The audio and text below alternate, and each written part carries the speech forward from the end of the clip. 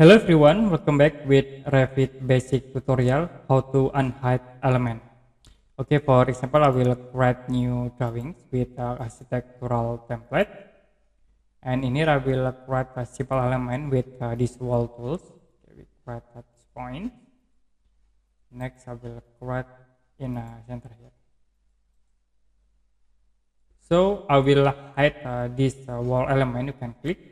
Next, you can right click and click hide in view. We can hide with element. So the selected object will be hide. Now how to unhide these elements? You can click these icons. Okay, you can click this icon, reveal hidden elements, and it will show the hidden elements. You can select the object, right click, and then you can choose unhide in view. You can choose element. You can click again this option, close reveal hidden elements, and the element will be unhide into drawings. Okay, that's it. How to unhide elements in Revit software. And if you have any question about this tutorial, you can comment below this video.